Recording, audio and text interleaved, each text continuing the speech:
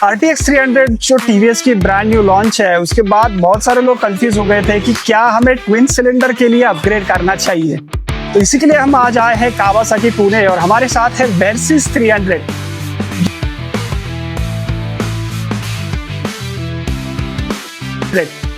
यह है कावासाकी की twin cylinder offering adventure category में।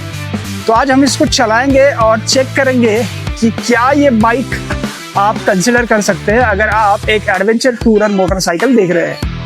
पहले बात करते हैं स्पेसिफिकेशंस की, जो है वर्सिस 300X का। तो इसमें व्हील साइज जो है वो आपको फ्रंट में 19, पीछे 17 इंच में मिल जाएगा। इसमें स्पोक व्हील आता है, बट ये जो ट्यूब टाइप टायर है वो आई थिंक कहीं ना कहीं आपको, अगर आप ऑफ रोड के लिए इसको कंसिडर कर रहे हैं तो प्रॉब्लम दे सकते हैं। सीट हाइट जो है इस गाड़ी का वो है 810 mm। तो मेरी हाइट है 5 फुट 7 इंच और इसके ऊपर मैं बैठकर आपको दिखाता हूँ कि राइडिंग ट्रायंगल कैसा बन रहा है। So this is the versus 300 और मेरे हाइट के हिसाब से I am able to do tip toe. थोड़ा सा बच रहा है अगर मैं फ्लैट फुट करना चाहूँ, और राइडिंग ट्रायंगल जो है वो इस तरह से बन रहा है, which is quite upright. Handle bar भी वाइड है और जैसे आप एक एडवेंचर बाइक पे बैठते हो, this is very comfortable for long touring. और जो इसका वेस्ट है वो भी काफी नैरो है और टैंक जो है वो भी स्लिम है। तो अगर आप हाई स्पीड पे भी टैंक को ग्रैब करना चाहोगे तो you can easily grab this. बात करते हैं इंजन स्पेसिफिकेशंस की। तो इंजन स्पेसिफिकेशन जो है इसका, वही इसकी सबसे बड़ी यूएसपी है। तो इसमें आता है 300cc का ट्विन सिलेंडर। जी हाँ, ये एक पैरेलल ट्विन सिलेंडर ऑफर करता है जो आपको टॉप एंड में एकदम ही स्मूथ परफॉर्मेंस देगा। इसका जो BHP है वो है 39 BHP, 26 Nm ऑफ टॉर्क ये बाइक जनरेट करती है। और जो इस गाड़ी का सस्पेंशन ट्रैवल है ये थोड़ा सा ओल्ड स्कूल आपको लग सकता है। आगे आपको टेलीस्कोपिक फोक मिलते हैं और इसमें जो ट्रैवल दिया गया है वो है 130 mm का, जो कि एडवेंचर कैटेगरी के लिए थोड़ा सा कम है। RTX 300 में आपको 180 mm का ट्रैवल मिलता है। सो आप कंपेयर कर सकते हो दोनों भी जो सस्पेंशन है उसमें। पीछे का जो सस्पेंशन है वो आपको मोनोशॉक दिया गया है और इसका जो ट्रैवल है वो है 148 mm का। सो अप्रोक्सीमेटली 150 mm का ट्रैवल आपको पीछे मिल जाता है। बात करें फीचर्स की, तो इसका जो डिस्प्ले है वो मैं आपको दिखा देता हूँ, जो कि एकदम ही ओल्ड स्कूल आपको लगेगा। So 2026 what you are getting is this analog display. और इसको अगर हम ऑन करेंगे तो ये एक ब्लैक एंड व्हाइट डिस्प्ले आपको देखने को मिलेगा। बेसिक फीचर इसमें मिल जाएंगे जैसे कि ड्यूअल चैनल ABS हो गया, बट इसमें ट्रैक्शन कंट्रोल या फिर राइडिंग मोड्स ऐसे कुछ भी फीचर आपको देखने को नहीं मिलेंगे। इसका जो क्लच है वो आपको स्लिप एंड असिस्ट मिल जाता है और जो गियर बॉक्स है वो 6 स्पीड गियर बॉक्स आपको मिलेगा। थ्रॉटल हालांकि मैन्युअली दिया गया है, तो इसमें अगर राइड बाय वायर थ्रॉटल देते तो आई थिंक ये थोड़ा वैल्यू फॉर मनी कंपोजिशन बन जाता। इसको चलाऊंगा तो आपको डिटेल में शेयर करेंगे कि क्या इसका रिस्पॉन्स आता है। तो चलिए इसको चलाते हैं और इसको कंपेयर करते हैं RTX 300 से। तो ये जो इंजन का कैरेक्टर है ना, ये थोड़ा सा डिफरेंट है। हमने इसको कोल्ड स्टार्ट करके रख दिया था ताकि इंजन इनफ वार्म हो। जब ये एकदम ही ठंडी थी तो हैंडल बार पे और जो इसका विंडशील्ड है, टैंक पे काफ़ी ज़्यादा वाइब्रेशन आ रहे हैं। तो अभी लगता है सब कुछ सेटल डाउन हो गया है। तो चलिए इसको चलाते हैं और देखते हैं कैसी गाड़ी चलती है।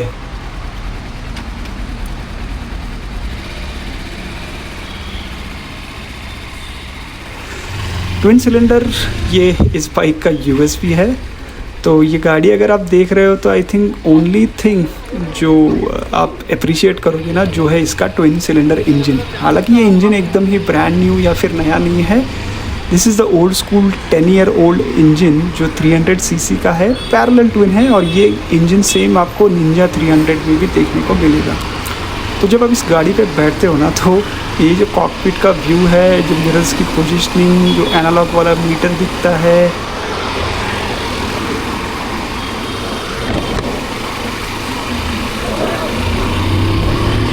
मैनुअल थ्रॉटल, तो आपको ऐसा लगता है कोई 5 साल पुरानी गाड़ी पे आप बैठे हो। इस तरह से इसका व्यू जो है वो काफ़ी बनता है। तो ये काफ़ी ओल्ड स्कूल चार्म आपको प्रोवाइड कर देगी। मॉडर्न फीचर्स आपको वैसे भी इसमें कुछ नहीं मिलते।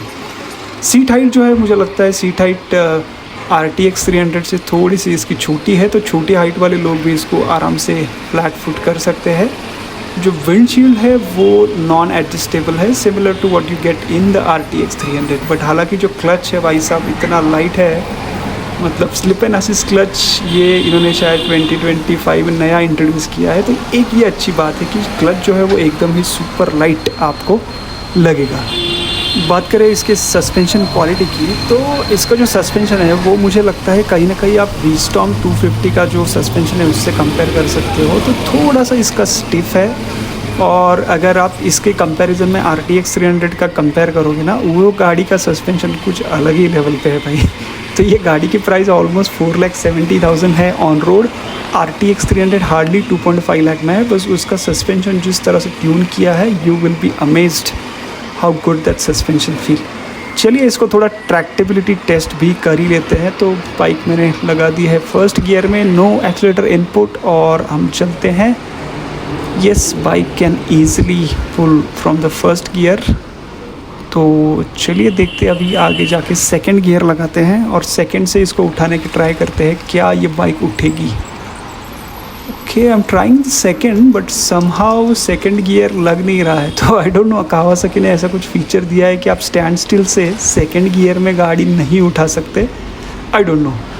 तो चलिए फर्स्ट गियर में मैंने उठाया गाड़ी, थोड़ा सा इसको स्लो करते हैं और फिर देखते हैं कि क्या ये बाइक सेकंड में उठ पाएगा। तो सेकंड गियर मैंने रखा है और मैं एक्सीलरेटर इनपुट नहीं दे रहा हूँ।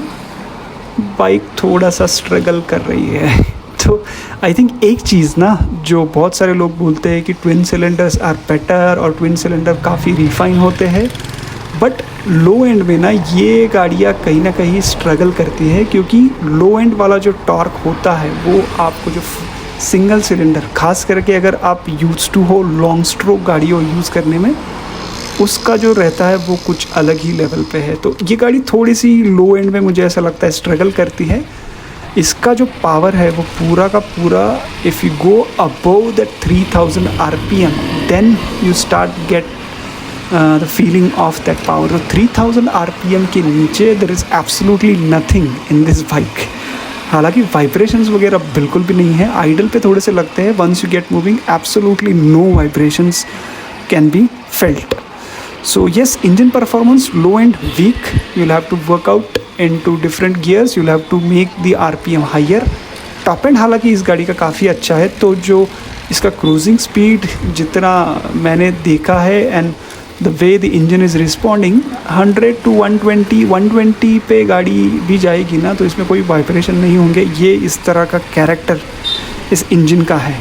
तो अगर आप सिर्फ हाईवे टूरिंग के लिए गाड़ी देख रहे हो, then this is useful. City में I don't think you will enjoy riding this.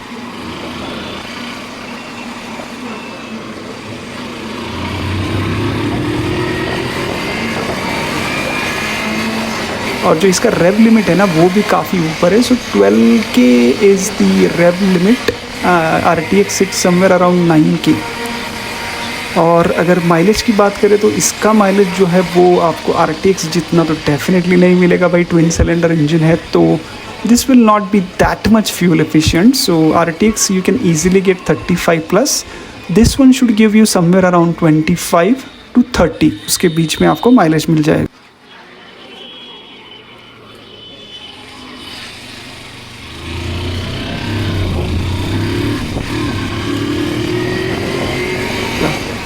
और जो इसका मेन प्रॉब्लम मुझे लगता है ना, ये सारे फीचर्स है। तो इसकी जो हेडलाइट है वो हैलोजन है, इंडिकेटर्स भी वो हैलोजन है, डिस्प्ले आपको ब्लैक एंड वाइट मिलता है। तो फीचर्स के नाम पे कावासाकी ने इसमें सिर्फ एक स्लिप एंड असिस्ट क्लच और ड्यूअल चैनल ABS यही दिया है। बाकी कोई भी फीचर जैसे quick shifter, traction control, ride by wire throttle, LED indicators, LED headlight, कुछ भी फीचर इसमें नहीं मिलता। So I think that will definitely bother you if you try to put somewhere close to 5 lakh rupees on a bike. Yes, engine is one character, but again, engine is not the only thing which will keep you happy. इसका suspension अगर थोड़ा और plus होता तो I think I would have definitely recommend कि आप एक बार ट्राई करो, but by paying double the amount and you are not getting that plus ride quality, not the features, then I think you will have to think twice. Okay अगर बात करें build quality तो Kawasaki is known for their good build quality. तो गाड़ियाँ अगर आप अच्छे से मेंटेन करोगे इसकी लाइफ काफ़ी अच्छी रहती है। There is no issue in the build quality. अगर मेंटेनेंस की बात अगर करेंगे ना, so this bike will definitely be more expensive to maintain than the RTX। तो इसकी जो सर्विस कॉस्ट है वो मैंने शोरूम में पूछा तो one service will cost you somewhere around 6,000 to 7,000 rupees. I'm talking about the regular service, not the any other part replacement or anything like that. और एक चीज़ जो है कावासाकी की, आप किसी से भी पूछोगे, कावासाकी के जो स्पेयर पार्ट्स है वो भी काफ़ी एक्सपेंसिव होते हैं as compared to other competitors. तो चलिए एंड करते हैं इस वीडियो को। वीडियो अच्छा लगा हो तो लाइक कीजिए, शेयर कीजिए, सब्सक्राइब कीजिए मेरे चैनल को। मिलते हैं नेक्स्ट वीडियो में। Thank you for watching, bye bye.